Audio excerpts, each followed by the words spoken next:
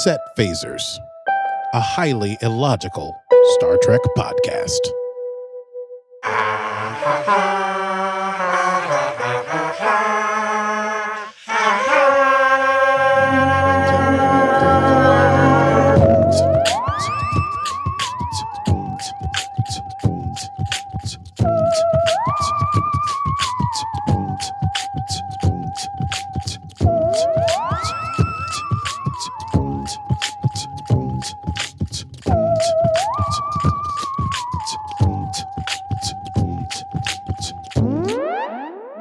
Hello.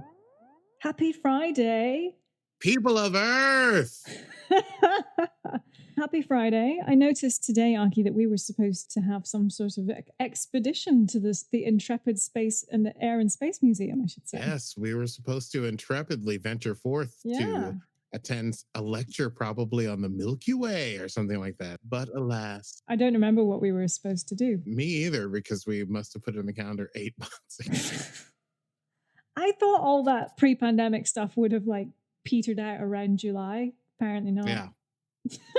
Well, we were working around my ridiculous schedule, and I think I was like, "Oh yeah, the 30th of October, That's I'll exactly be home." it. That's what. And we're like, "Let's go to that one." Now we're going to ourselves because this is our podcast about Star Trek Discovery, and so you're listening to Set Phasers, a highly illogical Star Trek podcast in which we discuss one of our favorites, if not our favorite, depends on the time of day. Star Trek franchises, Star Trek Discovery, which is in its 3rd season, even as we speak. Episode 3 dropped yesterday, and so we're going to talk about it. Our star date today is stardate 31030.8, and thus we will be discussing episode 3 of season 3, entitled "People of Earth." People of Earth. Do you want to? Let's just run it down. It's time to run it down. Can you run it down for me? Tell me what just happened. Can you run it down for me? Okay, let's talk about episode 3. So we know, and then I immediately start talking about episodes 1 and 2. Episode 1, Michael gets to the future and has to deal with future stuff by herself. Discovery has not shown up. Episode 2, Discovery shows up, the whole crew, and they have to get their bearings in this future 930 years from when they landed.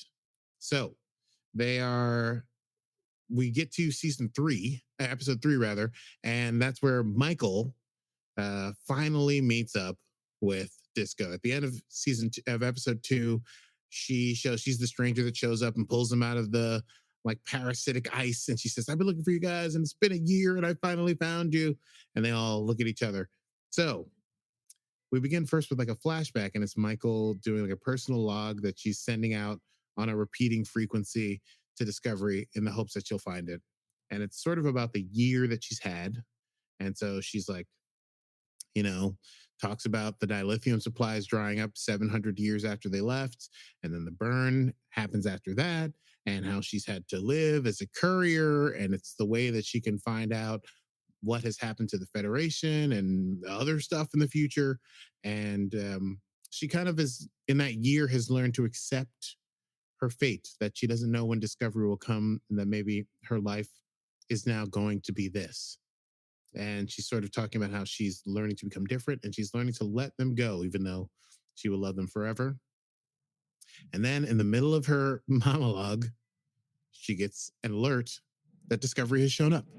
So that's sort of what must have happened while, Saru and Tilly were down on the surface fighting cowboys. So there's a tearful reunion at the top of the episode. Michael comes into she gets transported in. She hugs Tilly. She hugs Saru. She hugs Detmer. She hugs Owasheku. And she hugs everybody. It's great. She sees Giorgio.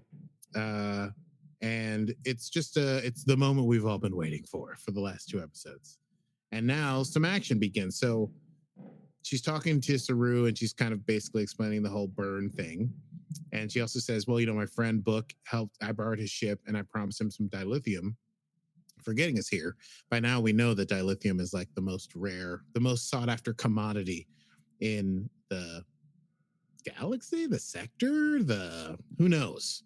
And so she says she doesn't quite know about Book. It's interesting because I'm not sure if she's telling the truth or if it's real, because when she mentions her friend Cleveland Booker, Saru says like, "Oh, is he from Earth?" And she goes, "No, but that's weird that his name would be Cleveland Booker, right?" She goes on to inform the crew about the burn, and she mentions this transmission she got from Earth that she found, apparently 12 years old, from an Admiral Senetal. But because like lithium is so hard to get, and I guess different forms of fast and light travel are not as fast as warp travel, she has been unable to go from they're in to go to Earth. So now that Discovery's back, they'll be able to jump using the spore drive directly to Earth. And so she comes up with this idea that they jump just outside of sensor range and they fly in like they're a ship coming back at sublight that was stranded during the burn. So Tilly and Michael catch up. I wrote down this quote, even though it's not really a quotable moment, but quote, "Cake is eternal," which I think is just a beautiful sentiment. And Tilly, is sort of like, maybe you had to let us go. I understand. And she says, "I may not know you now, but I do know you." And she sort of just says, expresses her fondness for her. Book comes aboard and gets a sort of "Are you dating my daughter?" sort of grilling Yeah. from I love Giorgio, that. Yeah. which was pretty great. And but he does say that apparently they have no. He doesn't. Yeah, it's mysterious what exactly Michael and Book have been up to for a year, except that they've been currying together. I honestly took it at face value, and he was like, "Well, no, we haven't, because we haven't." And I assumed they just haven't. Then he said, "No, we're not going to talk about this." But the way they said goodbye at the end, I sort of figured nothing's happened. They've tried to keep it professional because they don't know how long they're, going to be on this journey together, and that's what I figured. She does call him in her monologue at the beginning a friend in the truest sense, or in every sense, I think she says. So I still think maybe they're not like, for lack of a better word, blinking, but I think there's some, yeah, that's right. I said it. You could bleep it out, America. Oh, no. But I think there's something deeper going on there, but we can come to that later.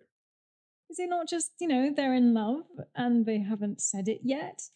It's been a year. So they're the only two people or certainly he's the only person she knows. But it does show her like interacting with other people. She gets that. I mean, there's that weird thing she gets when she says she's trying to find out about what happened to the Federation. She gets that tube from a stranger, and it has part of a ship's assignation on it. It has NCC 4774, but the rest is covered by that person's thumb. So I don't know. I feel like that was a little hint that she's maybe figured some stuff out. Anyway, so Book goes, he meets Michael after he manages to evade Giorgio's interrogation, and she gives him a big like cylinder of dilithium, and he's sort of flipped out at how much dilithium they have because dilithium is so rare. And Book asks her, like, does this feel like home? And Michael says, "It feels familiar, but far away." And Book is sort of inviting her, like, if you don't feel like you owe these people something, you can always come back to what we were doing. And Michael sort of counters with an invitation to Book, like, "Hey, you can come to Earth with us. We need your ship to help us conceal our dilithium because everyone will be scanning for that, and it would help us." And then they have a weird conversation in the elevator. Don't you think this is where I feel like there's a lot of weird stuff going on in subtext? Book says, "What we are we talking about?" And Michael says, "Shush." I mean, he was like, "Discovery we, or is there another we we're talking about? What other we is there?" I thought if she stays with Discovery or if she goes with Book. It's still undecided. All right. You get to be the optimist, but I feel like maybe there's something we don't know. But Michael does convince Saru to put all of their dilithium on Book's ship and then put Book's ship in the bay so that it can cloak so that no one can see that they have dilithium and they won't attract any attention. Saru's a little on the fence about it, and he kind of questions Michael's judgment because when they got together with the bridge crew and she explained the whole burn thing, and they were supposed to have a discussion about who would be captain, right? Because I was left hanging at the end of last season. Michael just says, no. It's you. I don't think, she says, quote, I don't think it was ever me. Which I think Saru was like, I find it strange that you didn't even consider being the captain after all this time, after looking for us for a year. But, whatever, like you say, maybe But Michael's after just, all this time, she's had to let it go and to come back to it, and it's just been too long. to be captain. She spent 1 year in the future. You're not going to plot corner me. All right.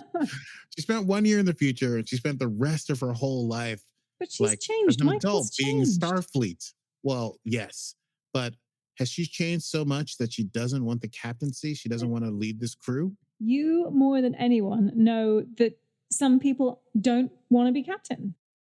But that's not Michael from before.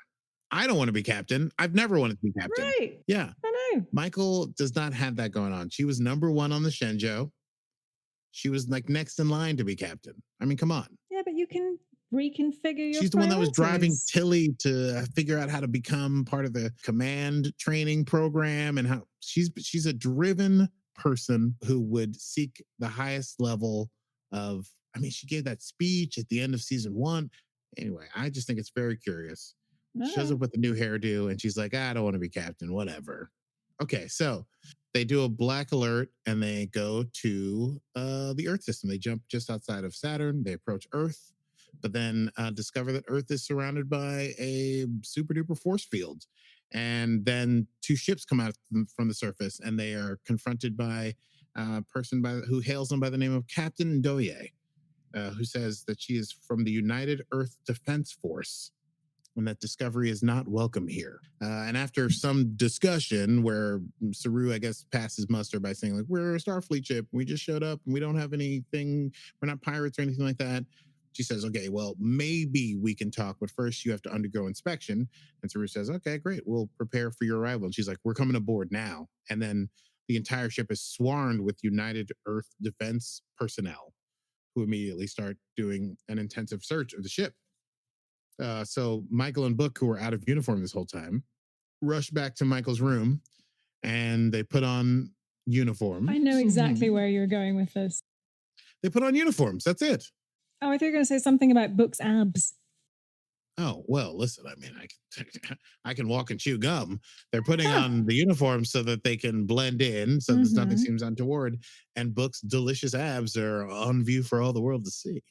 There ain't nothing wrong with that. I mean, he's got some love handles, that boy, though. Yeah, but they're the right kind of love handles. They're perfectly apportioned. I'd say I wouldn't even call them love handles. They're like they're just we don't have to get into it. Book is in great shape. He's not like weirdly skinny. He's like he's a in shape fellow who talks to plants and animals. Yep. There's nothing wrong with that. He's a sensitive soul. He's a space druid. Okay, Yep. so with killer abs. Listen, they may have love handles, but they're nice to look at nonetheless. So you tell me. Okay, so Michael and Giorgio meet up once Michael's in her suit, and Giorgio says, like, oh, you look a little uncomfortable in that suit. And Michael sort of throws it back to her. But Giorgio, I think, really has Michael's number, because she, at this point, she goes like, oh, you've been on your own for like a year. You got used to like calling shots the way you like to call them. And now it's a little difficult to have things go back to the way they were. And Michael's like, oh, I don't know. And then Giorgio's like, please, I can see the look in your eyes. I can see that you all your life have had these responsibilities, and they are gone, and you started to figure out what you would do if you were in charge of yourself. And now you're finding it hard to let someone else be in charge of you again. And she walks off. So dun dun dun. That's what I'm saying. I'm just saying there's something going on with Michael. That's all. Okay. Michael shows up in Saru's ready room. Saru's talking to Captain Ndoye. And basically we find out that Earth rebuilt itself after the burn to become self-sustainable, but they've had to be extremely defensive because there's so many attackers coming at them for their dilithium. And the most recent attacker is apparently someone ruthless by the name of Wen, who's been shooting down their ships and trying to steal their stuff. And they wanted to make sure that Discovery wasn't somehow in league with Wen. But they also find out that Starfleet has not been on Earth for the last 100 years. So the message that they're trying to find that was from 12 years ago. It's a mystery as to how they could have received that, because Starfleet headquarters moved right after the burn, because apparently Earth felt it made them a target for people who wanted dilithium. They didn't know if it was an attack, what the deal was. So nobody knows where Starfleet HQ is. Meanwhile, in the science lab, Stamets and Tilly are making a new quote friend slash someone has arrived who's younger and more exuberantly annoying than Tilly, basically, and also annoys Tilly, which I think is great. And that is, I guess, Inspector Adira. I don't know exactly what the rank for Adira would be, but basically, Stamets is running around like a chicken with his head cut off because they're going through all his stuff, and he's like, "What are you doing there? Why are you touching that?" And they catch Adira doing something with one of the panels, and then Adira deflects by saying, "Why is that spore cube hooked up to the main bridge?" And Stamets is like, "What are you talking about? I do experiments there. Get out of here." And then the person in charge tells Adira, like, "We're here to investigate, not to forget the word that he used. Engage, not to engage." And he says, "We're done." And he pulls back in his tiny glowing drones and he says, "We're about to get out of here." But then, red alert, baby, because 5 ships come out of nowhere. And it's when? Red alert. It's when ships. And Ndoye is on the bridge with Saru when he arrives, because they were just coming out of that meeting. And Wen actually hails Discovery, and Captain Ndoye says not to respond, that you don't respond. They have standing orders just to shoot down Wen, which of course is counter to everything Starfleet stands for. And Saru's like, "You have no authority on my bridge." So he's like, open a communication. They talk to Wen, and he turns out to be not super talkative. He's basically like, "Surrender your dilithium or we'll shoot at you. We'll take it by force. We want it now. We don't believe that you're a ship that has been sailing at sublight. You showed up on our radar suddenly, and we're going to come and get you." So Doye is like, "Okay, listen, if you're not going to take this serious, then I'm going to take it seriously." And she contacts all her inspectors. She's like, "Let's get out of here, and we're going to take care of Wen with our like planetary defenses or something." But when they try to transport out, they're unable to do so. And Doye says, "Okay, this is sabotage." And Saru says, "Please, we would never sabotage. We'll find out what the situation is. But for now, we're going to take care of Wen, and you can just sit still and take it easy." Meanwhile, Michael's come up with a plan, which he has not informed anyone of. She goes to find Book, who's trying to get a buzz on by drinking alcohol, only to find out that it's synthahol and therefore practically useless for that. And Michael's like, "We got to go get your ship, and we're going to fly out there." And she mentions some plan they came up, Donatu 7 plan. He's like, "Do you remember that?" And he's like, "No." And she's like, "You remember?" And he's like, "Yeah." And so we get as they're like doing this caper that they're doing, we get an experience of like how much shenanigans, how many capers, how many close calls they've been in over the year that they've been together, because they're sort of like, "What about that thing we did at that place that time?" And he's like, "No, I'll get a bloody nose." And he's like, "What about that thing we did at the other thing?" And Michael's like, "No, I was pulling scales out of my head or whatever." So they leave with Bookship. Discovery picks up on that. Discovery, they have no idea why Michael would have left the ship. And Michael's sort of depending on Saru to figure it out. Saru's confused, but Giorgio helps Saru figure out like that maybe there's some cloak and dagger here, and he's going to need to be intuitive and play along. Meanwhile, Michael's able to negotiate with Wen by saying, "We have the dilithium, we'll give you what you need." Earth does fire some torpedoes, and Discovery moves itself into the way of the torpedoes. It's worth mentioning that Detmer has a bit of a insubordination moment at that time, but then eventually comes to. Michael uses Discovery's position as leverage to get Wen to agree with her. And then when Wen says transport the dilithium over, we shoot back to the Discovery. We have no idea how that went. But eventually Michael and Book show up with Wen, and they say, "We got him, and we still have all the dilithium, and they're not going to fire on us while they're commanders with us." And also Wen has like a weird mask on, like a sort of insectoid head mask. Not sure.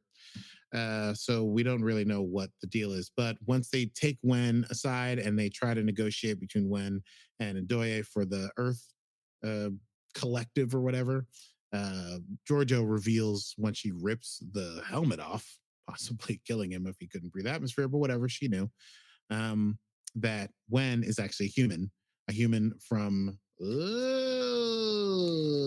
Titan. There was a base on Titan that had declared itself independent from Earth, but then suffered a tragic accident. And when they approached Earth to ask for help, they were immediately shot out of the sky. And so they have not been able to communicate because, as you may recall, they have standing orders to just basically shoot whoever shows up. But Michael and Saru are able to get them to come to the table and discuss things. So maybe share some dilithium and share some research and negotiate something, because after all, they are living in the same solar system. In the meantime, Stamets finds Adira, who had in fact stolen like some scans, and basically explains the whole deal to Adira, like the spore drive, and that he's the pilot, and that the ship is from 930 years ago, and that if Adira wants to know any more, well, it's weird because Adira basically says like, I want to go with you, and says that she knows Admiral Tall. And so then I guess she gets special dispensation from Ndoye to go with Discovery once everything's been sorted and the negotiations are happening.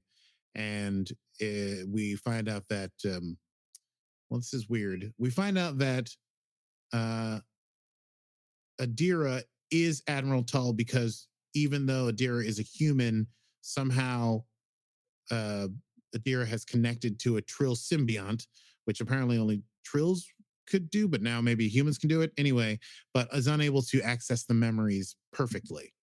And so that's sort of the situation Discovery finds itself in. There's one little final scene where the bridge crew finally does get some to go down to Earth and see the campus where they were 930 years ago. And the camera pulls back as they look up, and we see Starfleet headquarters, no longer Starfleet headquarters, but still the Golden Gate Bridge stands. And that is People of Earth, episode 3. So, what did you think? What did you think?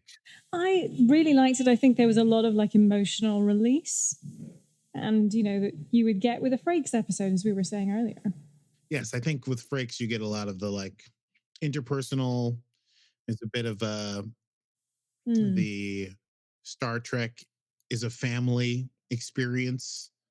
Frakes is very good at framing that. He's also great at doing like high adventure stuff with Star Trek, but when he directs an episode like this, I can see why maybe they picked him, or he picked it, because he was great for this. But you were saying that people have been critical of the episode, saying it was too Scooby-Doo.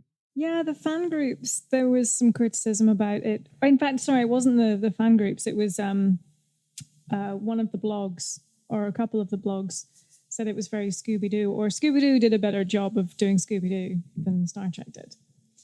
Yeah. And I think obviously the moment was when, Philip Giorgio pulled off the head of When. Yeah. When? Who's on first? I'll tell you tomorrow. So I think that is it's a sick burn, pun intended, but also ridiculous, because the show is not about the ghost in the cupboard.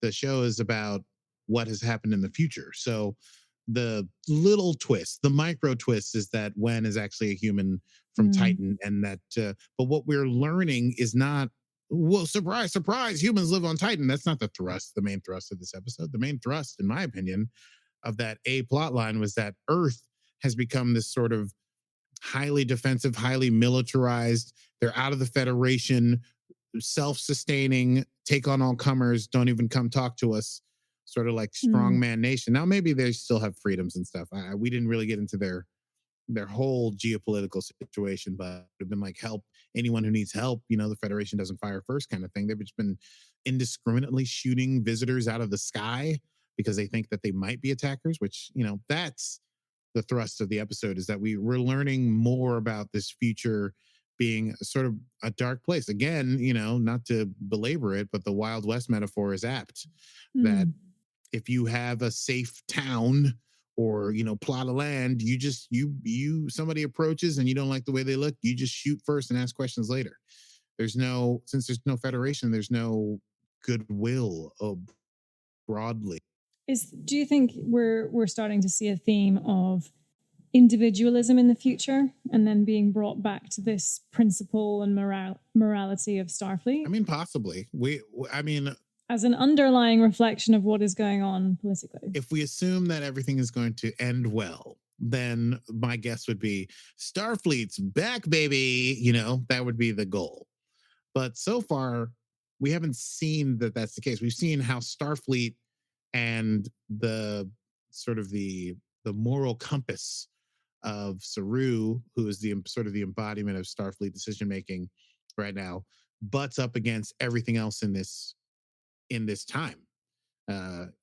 Pretty much every time he's encountered someone, they have dismissed his methods out of hand as being sort of Pollyanna-ish, even if they did work in the end, Yeah. And both times he's been sort of unable to establish that his method might have worked, because on the saloon on the mining planet, Giorgio shows up and kills everyone except for the main bad guy. And here, Michael, without permission, does this whole gambit weird thing, switcheroo to capture Wen.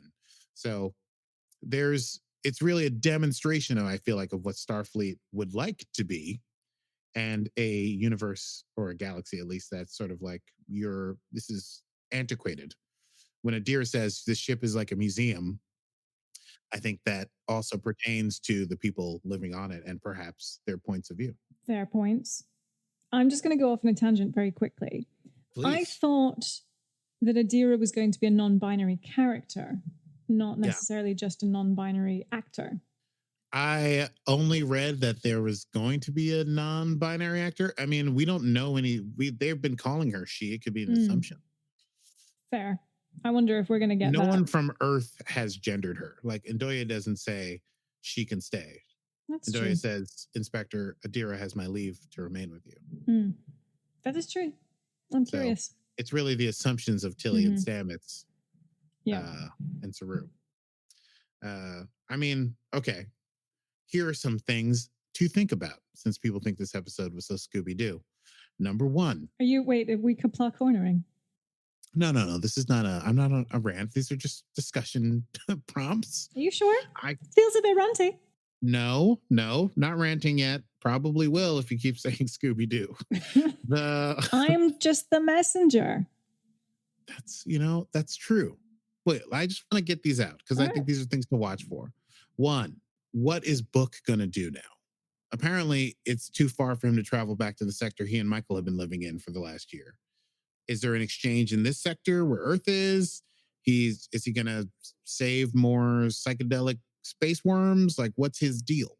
I think that possibly there may be an ulterior motive there, or some hidden agenda that we just we don't know, because Michael and Book speak in like half inside joke, half silences. So I'm curious how Book, obviously they're not just going to have Book disappear after being so prominent for 2 episodes. I mentioned the militarized Earth and the disappeared Federation. And I think, I know you disagree, but I feel like Michael's got a bunch of secrets.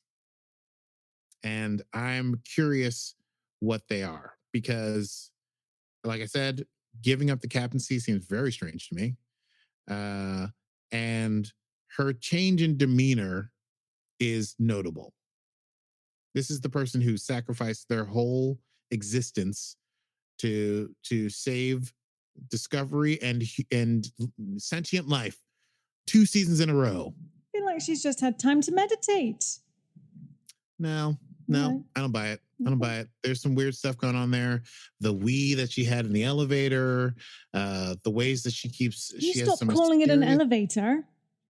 The turbo lift. Thank you. And the do you want to have a complot corner? And the way that she explains to Saru that she says, what does she say? She says, I adapted and did what I had to do to learn what happened and why. She's being very, very circumspect in her in explaining what she's been up to. She's like, "Oh, I've lost some things, and it's going to take me some time to find them." I'm just saying, there's secrets there. Also, Giorgio knows something is up. Giorgio says to Book when he's like, "Where's Michael?" Giorgio says, "In another world, I might have said Michael is somewhere being earnest and doing the right thing. In this one, I'm not so sure." I trust Giorgio implicitly with my life. You trust Giorgio implicitly with your life. That is someone no one would trust implicitly with their life. Well, I'm not trusting Giorgio to bake me cupcakes and give me breakfast in bed, but I trust Giorgio. If she thinks something is weird, something is weird. She knew about Leland before Leland. She knew. She knows. She knows. She knew when what's his face came back that he was full of it. I've already forgotten his name. Captain from season 1. Oh, Lorca. When Lorca came back, she was like, "No, she didn't buy it."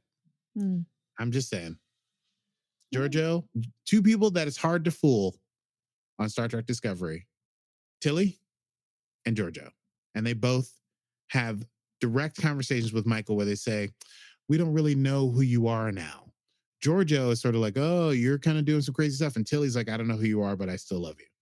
So I suspect Michael's got a lot of stuff going on in this year that she has not yet communicated to the rest of her crew, if indeed she plans to integrate to the crew. Right. She did accept the job as number 1. Scooby-Doo that. What about, do we have any other thoughts, any other plot points we want to discuss? No, that's about it. I feel well, Detmer, we were worried that she was under the control of control last episode. That'll happen next episode. I have a feeling. I think it's less that and more that she's like suffering from PTSD after this episode. I think it was a deliberate moment where she questioned Saru's order. Mm-hmm. She seemed sort of shy to take another hit. So we'll see. Could be control. Could not be. All right, we'll see. We shall see. These are our predictions, and we're going to come back to these, and we're going to watch these, and we're going to fight about it. No, actually, talking about the one big reveal was the burn and what it was. We were finally told what the burn was. Well, but still not what it was really, right? Yeah, we're told that for some reason dilithium. This is what I mean. Was inert, but yes, not for inert and exploded. Yeah. Also, we found out it was sort of mentioned very briefly in Michael's description that the burn happened after dilithium supplies had dried up. So in her intro personal log, she says 700 years after we left, dilithium supplies dried up, and then came the burn. Okay. I think there's a lot of Easter eggs in here. Frakes was a busy little boy. Hiding all this menace beneath hugs and tears. Mm-hmm. All right. Well, we shall see. But obviously, someone is behind the burn. Someone wanted Starfleet out of the way. Mm-hmm. Someone wanted to potentially monopolize dilithium. Mm-hmm. We don't know to whom it benefited. No, we don't. We shall see. Doesn't seem like it was Earth. No. Doesn't seem like it was the exchange per se. We'll see. Yeah. Someone we've yet to meet, perhaps. Almost certainly. And also in the next time thing, there was a lot of Michael shooting people in the next episode. So we'll see about that. Right. Do you want to move on to quotable moments? Let's do it. Quotable moments.